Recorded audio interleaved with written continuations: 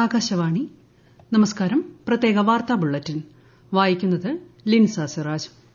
രാജ്യത്തിന്റെ സാമ്പത്തിക വളർച്ചയും സമഗ്ര വികസനവും ലക്ഷ്യമിടുന്ന കേന്ദ്ര ബജറ്റ് ധനമന്ത്രി നിർമ്മല സീതാരാമൻ പാർലമെന്റിൽ അവതരിപ്പിച്ചു.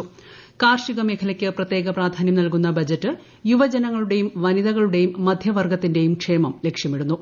വികസിത ഭാരതത്തിനായി 10 മേഖലകൾ കേന്ദ്രീകരിച്ചുള്ള സമൂല വികസനമാണ് ബജറ്റ് മുന്നോട്ട് വയ്ക്കുന്നത്.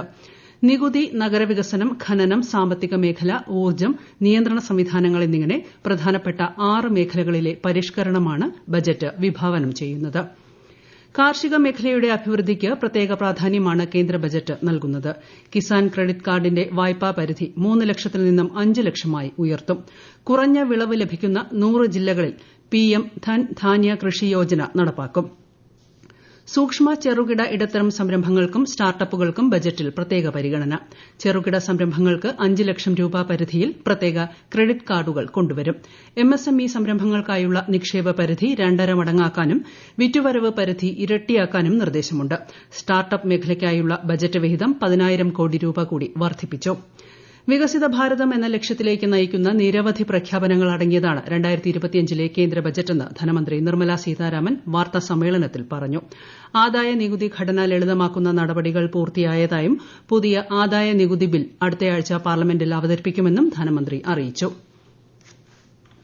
So this budget actually has given you several things on which you can understand how this economy is being planned to take forward a route towards Vikasit Bharat. It's a very responsive government. And as a result, the income tax simplification, which I announced in July, is already completed in its works and it will be coming into the parliament next week. അടിസ്ഥാന സൌകര്യ വികസനത്തിനായി സംസ്ഥാനങ്ങൾക്ക് 50 വർഷത്തെ പലിശരഹിത വായ്പ ലഭ്യമാക്കുന്നതിന് 1.5 ലക്ഷം കോടി രൂപ ബജറ്റിൽ വകയിരുത്തി. Jal Jeevan മിഷനുള്ള budget വിഹിതം വർദ്ധിപ്പിച്ചതിലൂടെ പദ്ധതിയുടെ സമ്പൂർണ്ണമായ നടപ്പാക്കൽ ഉറപ്പുവരുത്തും. പദ്ധതി 2028 വരെ നീട്ടിയതായും ധനമന്ത്രി അറിയിച്ചു. ഉഡാൻ പദ്ധതിയിലൂടെ അടുത്ത 10 വർഷത്തിനുള്ളിൽ 100 ചെറുവിമാനത്താവളങ്ങൾ നിർമ്മിക്കും. രാജ്യത്തെ ഓഹരി വിപണികളിൽ സമ്മിശ്ര പ്രതികരണം. ബോംബെ ഓഹരി സൂചിക സെൻസെക്സ് 5 പോയിന്റ് നേട്ടത്തിൽ 77,506ലും ദേശീയ ഓഹരി സൂചിക നിഫ്റ്റി 26 പോയിന്റ് നഷ്ടത്തിൽ 23,482ലും വ്യാപാരം അവസാനിപ്പിച്ചു. അടുത്ത 3 വർഷത്തിനുള്ളിൽ എല്ലാ ജില്ലാ ആശുപത്രികളിലും ഡേ കെയർ ക്യാൻസർ സെന്ററുകൾ സ്ഥാപിക്കും. വരും സാമ്പത്തിക വർഷത്തിൽ തന്നെ ഇത്തരം 200 കേന്ദ്രങ്ങൾ സജ്ജമാക്കും. 8 കോടി കുട്ടികൾക്ക് പോഷകാഹാരം ഉറപ്പാക്കുന്നതിന് സക്ഷം അങ്കണവാടി, പോഷൻ 2.0 പദ്ധതികൾ വിപുലീകരിക്കും. ഹോം സ്റ്റേകൾ തുടങ്ങാനും ടൂറിസം മേഖലയിലെ മറ്റ് സേവനങ്ങൾക്കുമായി മുദ്രാ വായ്പകൾ അനുവദിക്കും. സ്വകാര്യ മേഖലയുമായി സഹകരിച്ച് മെഡിക്കൽ ടൂറിസം പ്രോത്സാഹിപ്പിക്കും. രാജ്യത്തെ മികച്ച 50 വിനോദസഞ്ചാര കേന്ദ്രങ്ങൾ സംസ്ഥാനങ്ങളുടെ പങ്കാളിത്തത്തോടെ വികസിപ്പിക്കും. പ്രതിരോധ മേഖലയ്ക്ക് 6.81 ലക്ഷം കോടി രൂപ കേന്ദ്ര ബജറ്റിൽ വകയിരുത്തി. 2,52,000 കോടി രൂപയാണ് റെയിൽവേയ്ക്കായി കേന്ദ്ര ബജറ്റിൽ വകയിരുത്തിയത്. അമൃത് ഭാരത് ട്രെയിൻ, പുതിയ റെയിൽവേ ലൈനുകളുടെ വികസനം തുടങ്ങിയവയ്ക്കായി 4.6 ലക്ഷം കോടി രൂപ അനുവദിച്ചു. സാങ്കേതിക ഗവേഷണത്തിന് പിഎം റിസർച്ച് ഫെലോഷിപ്പിലൂടെ 10,000 സ്കോളർഷിപ്പുകൾ നൽകും. കയറ്റുമതി പ്രോത്സാഹനത്തിനായി പ്രത്യേക ദൌത്യം ആരംഭിക്കും.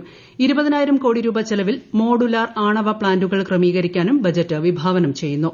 ഇന്ത്യ പോസ്റ്റ് പേയ്മെന്റ് ബാങ്കിന്റെ സേവനം ഗ്രാമീണ മേഖലകളിലേക്കും വ്യാപിപ്പിക്കും.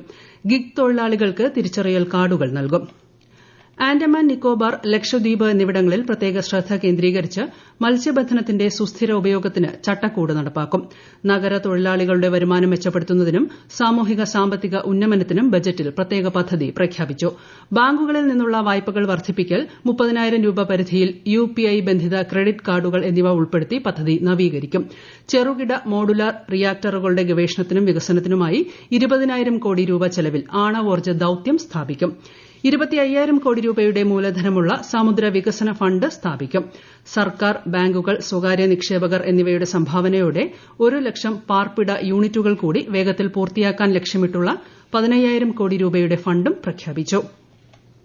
മധ്യവർഗ്ഗങ്ങളെ ആദായ നികുതി പരിധിയിൽ നിന്നും ഒഴിവാക്കിയത് അഭിനന്ദനാർഹമാണെന്ന് കോൺഫെഡറേഷൻ ഓഫ് ഇന്ത്യൻ ഇൻഡസ്ട്രി.